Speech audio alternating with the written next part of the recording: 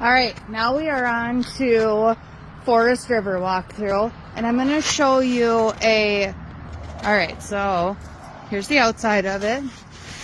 It has no loft, so let's go in and take a look. Here is the kitchen area, dining area, living room area.